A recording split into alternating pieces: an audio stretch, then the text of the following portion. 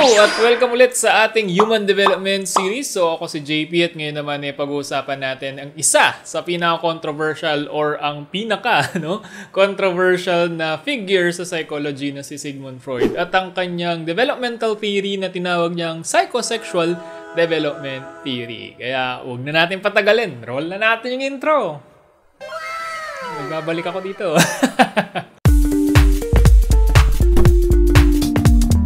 Kailangan pa ba ng intro ni Freud? Siguro kung nag-umpisa ka pa lang sa psych, kailangan talaga. Kaya naman gumawa na ako ng video natin about sa kay Freud and yung basics ng theory niya, yung psychoanalysis or psychoanalytic perspective. Ngayon, kung di mo napapanood, pwede mo na panoorin yan. Click mo sa taas. Pero sa video na yun, hindi ko na-include yung pinaka-skandalosong part ng mga ideas niya, which is yung psychosexual development theory. Diba title pa lang, medyo mapapataas na yung kilay mo, lalo na pag conservative ka. So para hindi tayo masyado mawindang sa theory niya, I highly suggest na parang isang tabi muna natin yung mga personal beliefs natin about humanity. Huwag kayong mag-alala, hindi naman natin kailangan tanggapin as truth or as absolute yung mga theory or mga idea niya. And once natapos na tayong pag-usapan yun sa video na to, pwede nyo nang balikan yung mga paniniwala nyo sa buhay, okay? So, ready na ba kayo? Kung ready na kayo, hit nyo na yung subscribe button, para naman malaman natin kung ready na kayo, di ba? Basta subscribe na kayo kung di pa kayo nakasubscribe, okay? So, ayon kay Freud, ang pagkatao ng isang tao ay pinapatakbo ng libido. Yung libido, pwede natin siyang tawaging life force na nagmamanifest as sexual desire or yung pleasure na associated with sexual activities. So, ang sabi niya is nafo-focus daw yung libido na to or yung energy na to sa iba't ibang parts ng katawan natin. Ang tawag niya dito is yung mga erogenous zone. So, sa body part na ito, doon daw parang nakakaramdam ng pleasure yung isang tao. And as we grow old nga, parang lumilipat-lipat yan sa iba't ibang parte ng katawan. And depende kung anong stage of development ka, doon nakafocus yung development ng personality ng isang tao. So, ano nga ba yung mga stages of development ayon kay Freud?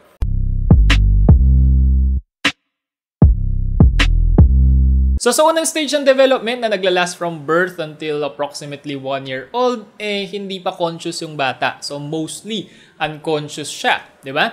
But of course, nandiyan na isang part ng personality ng tao na nagbibigay sa kanya ng mga impulses, di ba? Or instinct to seek pleasure and avoid pain. So, ang tawag sa part ng personality na to is yung id. Kaya kung papansinin natin yung mga bata, pang iyakin nila. Kasi parang konting pain lang is parang gusto nila mawala na agad yon. So gusto nila ng pleasure. And paano nararamdaman ng isang bata yung pleasure? Through breastfeeding and pacifier. So kung titignan natin yung erogenous zone ng isang bata at this stage is nasa kanilang mouth. Kaya ang tawag sa stage na to is oral stage. So of course, sa stage ito, as much as possible, binibigay natin yung pangangailangan ng isang bata. Pero syempre, anumang sobra ay nakakasama. So pag sumobra or even kumulang yan, pwede magkaroon ng problem. Kasi pag hindi na-realize ng bata na hindi niya agad-agad makukuha yung mga bagay-bagay na gusto niya, hindi magde-develop yung tinatawag nating reality principle, na may realidad outside sa id niya na hindi agad-agad binibigay yung gusto niya. So ito yung umpisa ng pagkakaroon ng ego ng bata. Pero hindi pa kumpleto yung ego dito. Okay? Nagde-develop pa lang siya. Ngayon, kung ang nangyari is hindi pinagbigyan masyado yung bata or parang pinagbigyan naman masyado yung bata sa kanyang mga oral needs, kung parang kada iyak breastfeed, kada iyak pacifier, o kaya naman hindi binibigyan totally yung bata ng kanyang nutrisyon, so, ang tendency is magkakaroon ng fixation sa oral stage yung bata or tinatawag nating oral fixation. Pag sinabi kasing fixation, kumbaga parang na-stuck, na-fix yung bata dun sa stage na yon. So, parang hanggang pagtanda niya, parang oral needs pa rin yung hinahanap niya. So, kapag ang bata is na-over-gratified sa kanyang oral needs, pagtanda niya is parang gustong-gusto niyang may linalagay sa kanyang mouth. Yung subo siya ng subo ng something. Pwedeng pagkain, pwedeng sigarilyo, chewing gum, or anything, na pwedeng ilagay sa mouth, toothpick minsan. And in terms of personality din, medyo may pagka-greedy sila, yung parang gusto nila agad-agad nakukuha nila yung gusto nila kasi nga parang bata, di ba? Parang baby, pag hindi nakuha yung gusto, umiiyak, And then pag nakuha na, parang medyo greedy, ayaw magbigay kasi gusto niya sa kanya lahat ng mga bagay from reality.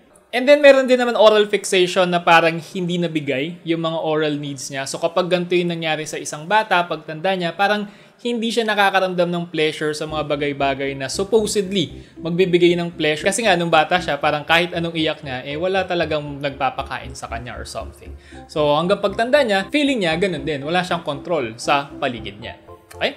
So, dalawa yung fixation. Pwedeng over-gratification and then under-gratification. Which is parehas na hindi maganda. Okay?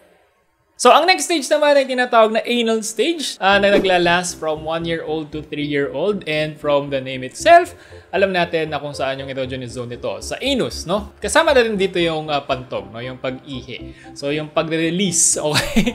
Paglalabas ng mga bagay-bagay sa katawan natin. So, siguro nakuha ni Freud yung idea na to dun sa fact na parang at this stage, no? Yung mga bata is tinitrain na sila to use the toilet and to not urinate everywhere, diba? So, dito na parang nag-uumpisang kinokontrol yung behavior ng isang bata. So, dalawang pwede maging experience ng bata dito. It's either masyado siyang kokontrolin ng mga matatanda, no? Ng mga magulang niya sa kanyang pagdumi, or pagbibigyan lang siya kung saan niya gustong magdumi or mag-ubihin. No? Parang walang pakialam sa kanya yung magulang niya.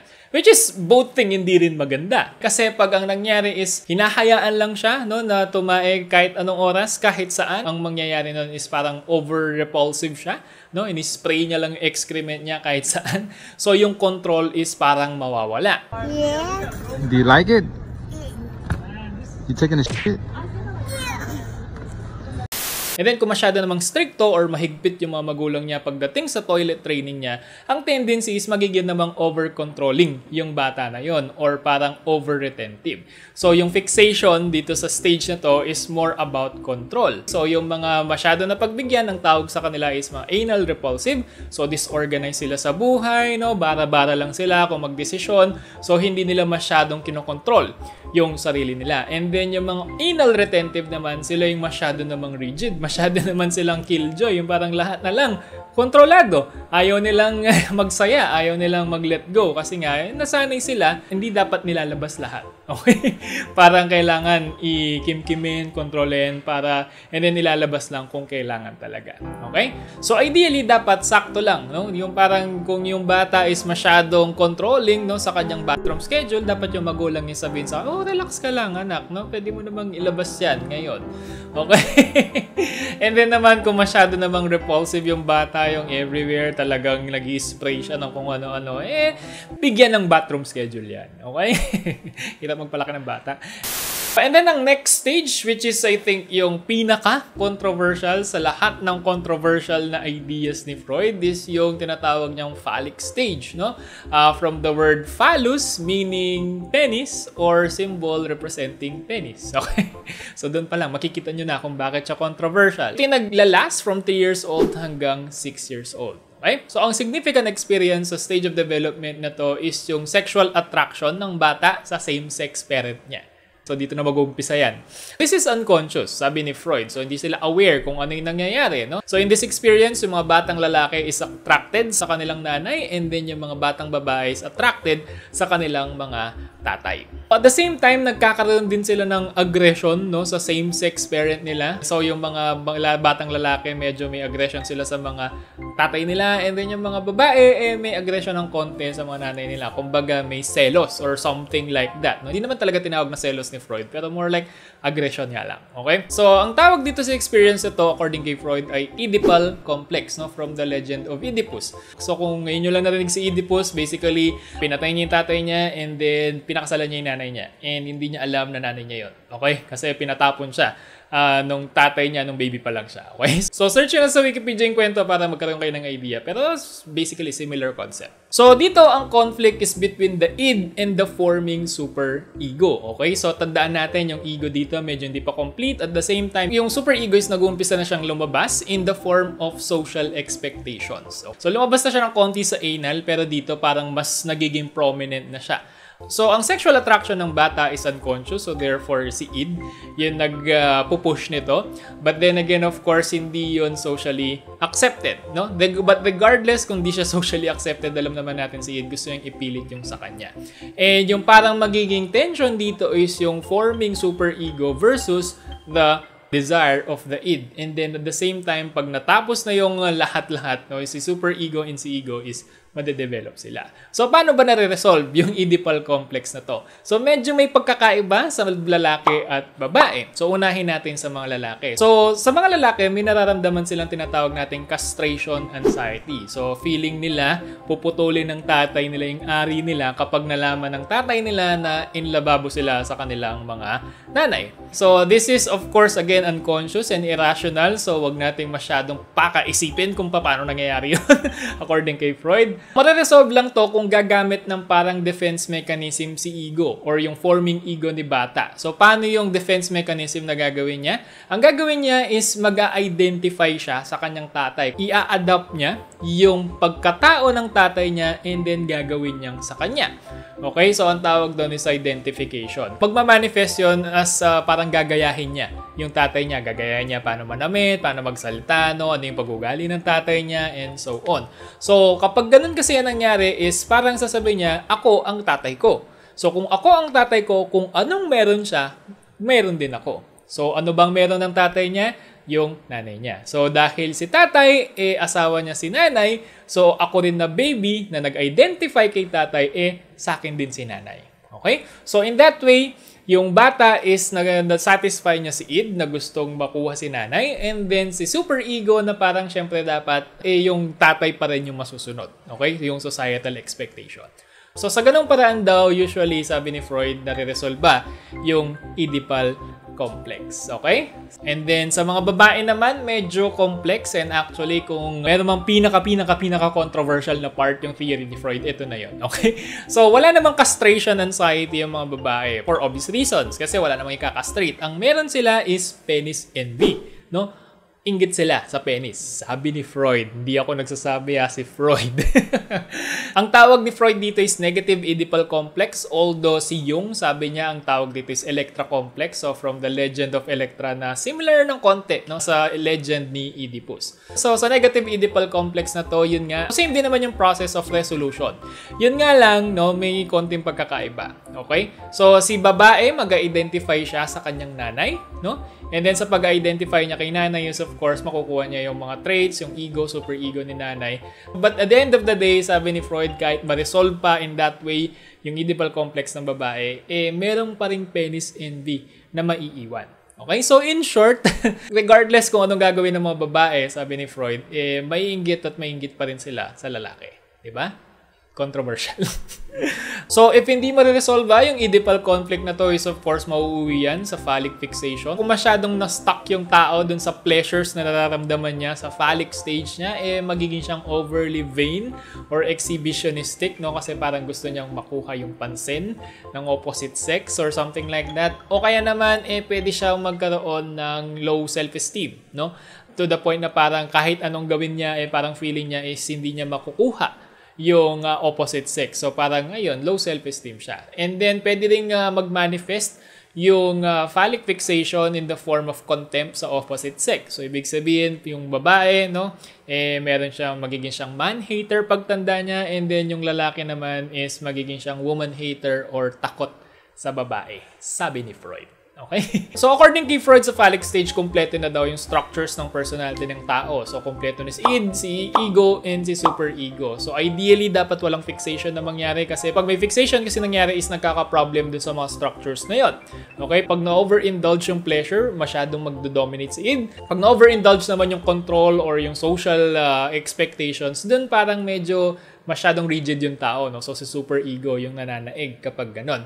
And sabi ni Freud, yung mga fixation na to is maaayos mo through psychoanalysis na hindi nasakop ng video na to kasi medyo madami yun. Okay? Sige. So, on to the next stage. So, pagkatapos ng phallic stage, pwede na tayong huminga ng malalim at maayos kasi hindi na masyadong controversial. So, sa stage na to, ang tawag dito is latency stage na naglalast from 6 years old hanggang puberty. Mga nasa 11 or 12 years old.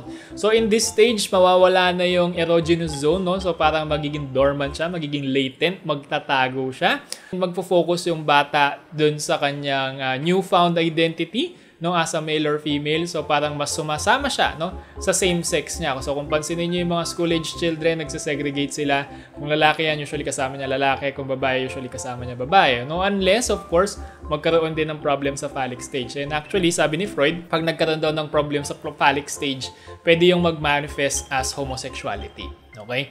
Isa na namang controversial point ni Freud. Okay? So, sa latency stage, usually nade-derive ng tao yung pleasure niya through other activities like friendship, hobbies, and sa schooling niya in general. So, ang last stage ng psychosexual development ay ang genital stage, no?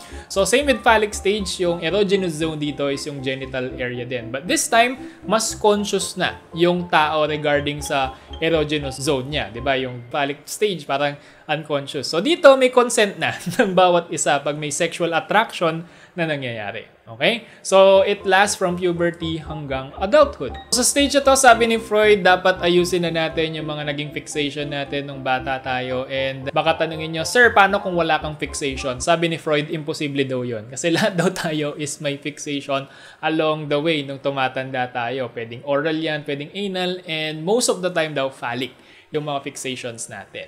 So, again, yun nga, para mawala yun or para ma-resolve mo yung mga fixation na yun, kailangan mo mag-undergo sa psychoanalysis, and ang classic na psychoanalysis would last from a year to a decade or even more than decades pa. Okay? So, lalo na yung classical psychoanalysis. So, medyo matrabaho siya. So, ngayon, pag naging healthy ka na after ng psychoanalysis mo kay Freud, dito na mag-evolve yung pleasure-seeking behaviors natin from purely being sexual to becoming more intellectual yung pursuits natin of happiness. Dito kasi, involved na daw si superego at si ego sa pag-seek natin ng pleasure and sa avoidance natin ng pain. So, paano ba natin makukuha to? Parang nung latency stage lang, no? Sa friendships, sa relationships, family, no? Duties and obligation as a human person, and of course, yung mga achievements natin sa buhay. Okay?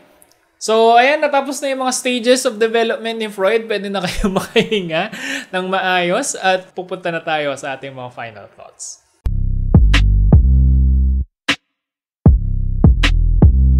So as you can see, this is the controversial part of Freud's theory. Hindi yung id-ego, super-ego defense mechanism. Ito actually, yung psychosexual development, yun yung parang nagbigay na notoriety kay Freud. Kaya naman maraming nagka-criticize, maraming may comments, maraming nainis, no? Sa theory ni Freud na to. And kung isa-summarize natin yung criticism sa kanya, two words, misogyny and unscientific. Okay? So, misogynistic yung theory ni Freud. So, parang hindi maayos yung portrayal niya sa women, sa mga theories niya.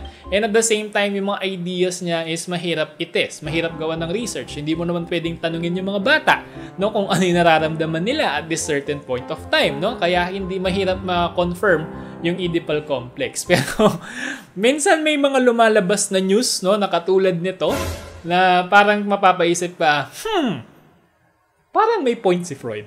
Okay? So, ibig sabihin yung theory niya somehow still reflects, no, the human experience, at least for some people or for many people pa rin in general. But then again, hindi yan applicable sa lahat ng tao. So, of course, we have to remember na nabuhay si Freud sa ibang panahon. So, it's unfair na gamitin natin yung mga modern ways of evaluating an idea sa idea na nabuo nung Victorian era pa lang.